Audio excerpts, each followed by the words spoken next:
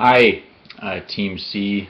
This is Johan here, and it's nice to be able to share a piece of myself with you. I want to, well, first of all, I want to say thank you for welcoming me into your group so nicely, and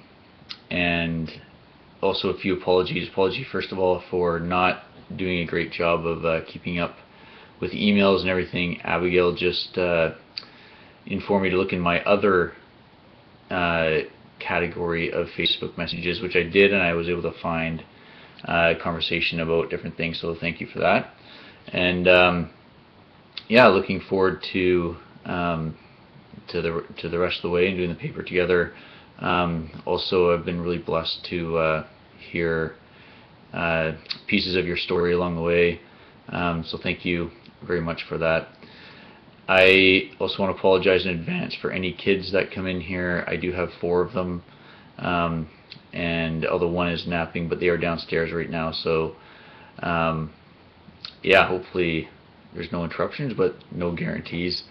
I do not have my MAGL mug, but I do have my Canucks hat, Vancouver Canucks. It's a little bit of Canadiana for you.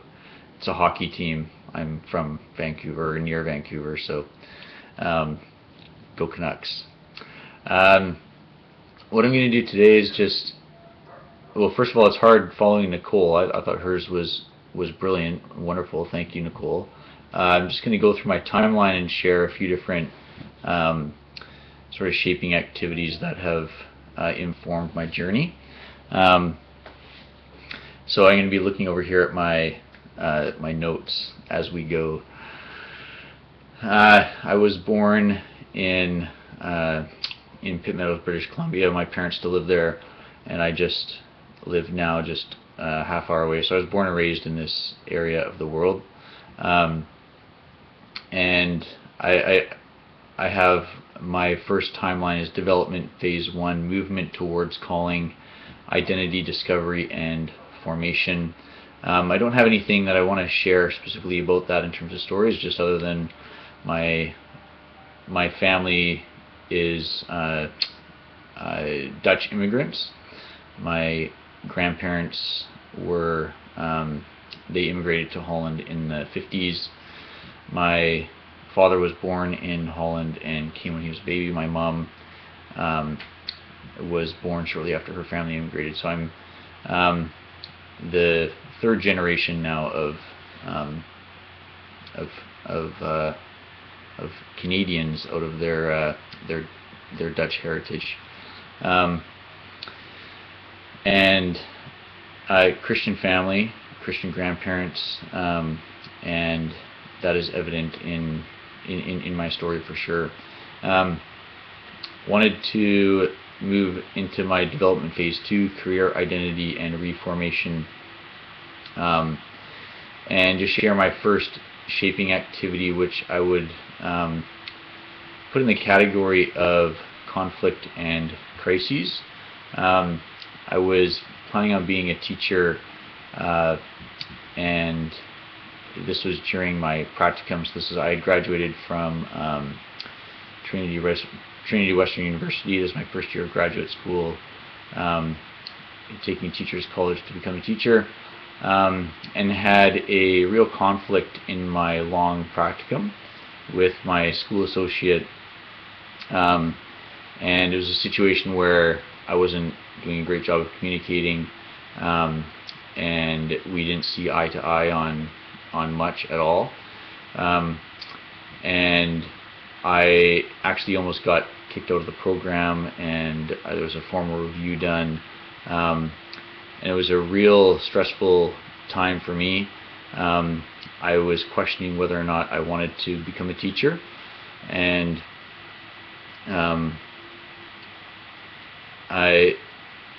but I pushed forward. A lot of prayer and support from family, and from my fiance at the time.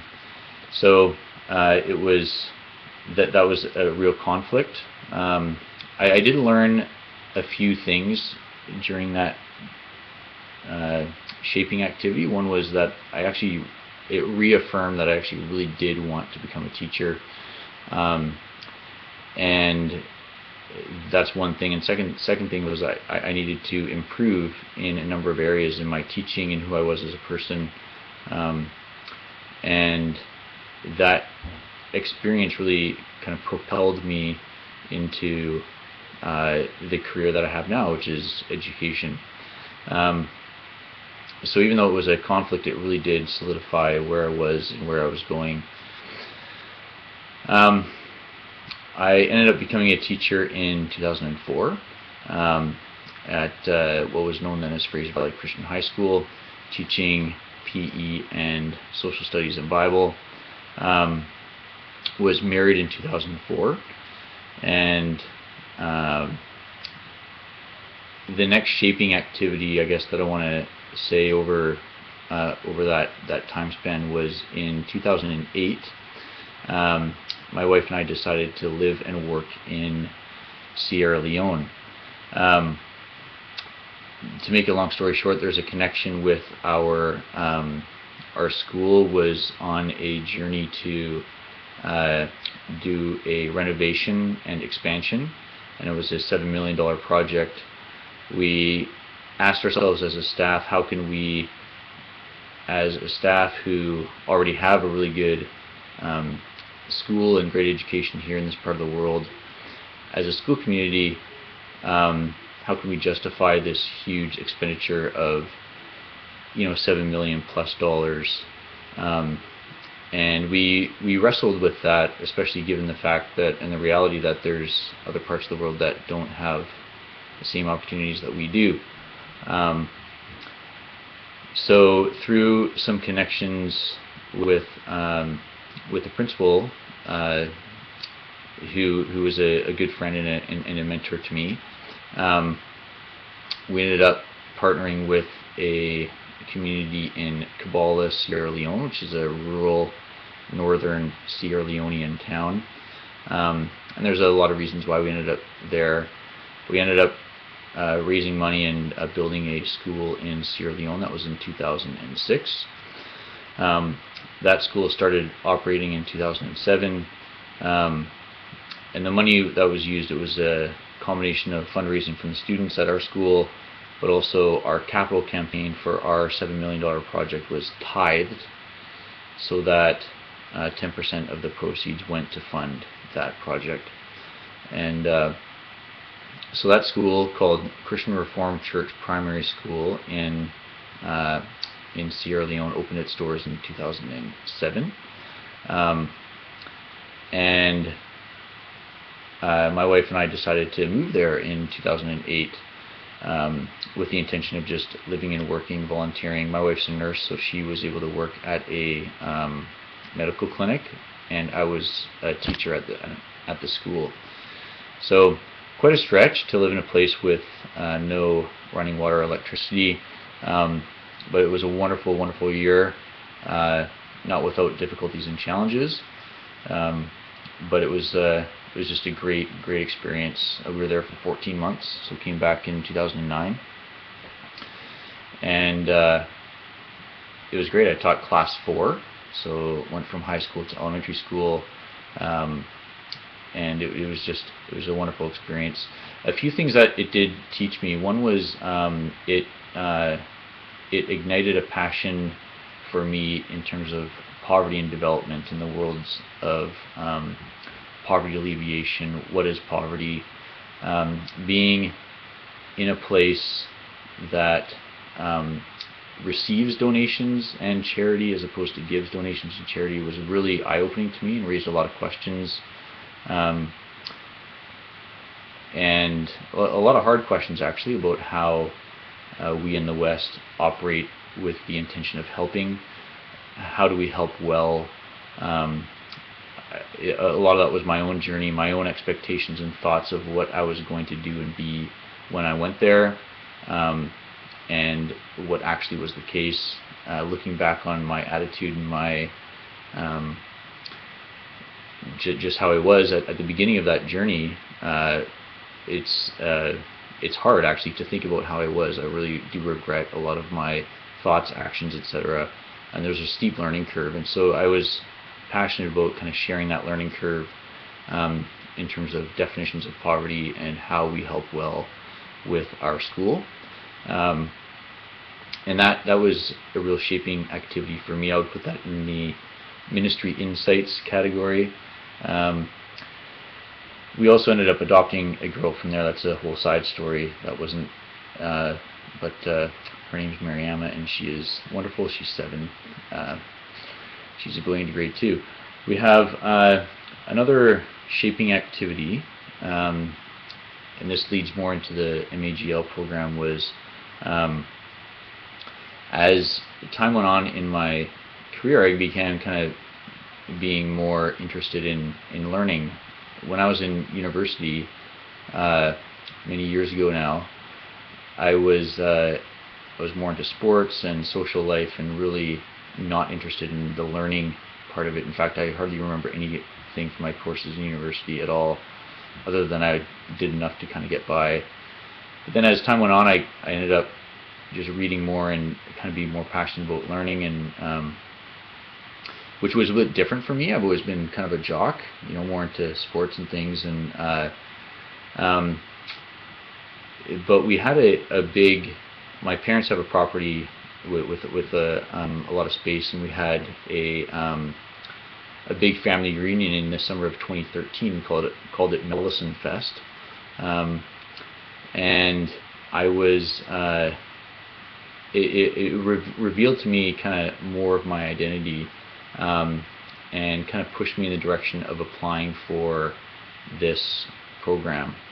The reason it did was because it just kind of, I saw in my family, who I don't get to see a lot, extended cousins and uncles, aunts and uncles, I saw more of that side of me that was growing, the more wanting to learn, reading side, which was new for me, but really was affirmed in kind of who I was in the character of my extended family. And so I was kind of affirmed in my decision to pursue something postgraduate, and ended up applying for the MAGL program. I would call that a destiny revelation or deep processing kind of shaping activity for sure. Another conflict and crises shaping activity happened last fall, when our principal was let go by our board. So he was fired. He had been there for 37 years. He was a significant mentor to me, and to a lot of other staff members. And that event was really hard. It was the beginning of a really difficult year for our staff. We worked through a lot of things, and for me, it just kind of affirmed my place there at Surrey Christian School, and ended up sort of moving me more into a position of leadership, and that kind of leads into my second or my last shaping activity, which is a destiny realization activity. Although there's a lot of sadness around this, so he ended up getting let go, and then the vice principal ended up becoming principal, which means there's a vacancy in the vice principal spot, which I had a hard time applying for because there's so much sadness around why that position was available. But I did decide to apply, along with 6 other internal applicants and 4 external applicants, so a lot of applicants, and ended up accepting that position. And it's so it's with a lot of kind of sadness, but also excitement for a new role at the school that I do care a lot about and have a lot of deep roots there. So that is kind of something that I'm looking forward to upcoming. So thank you for listening to part of our journey, and yeah, I hope you all have a good day, and we're looking forward to these next couple of weeks together. Bye-bye.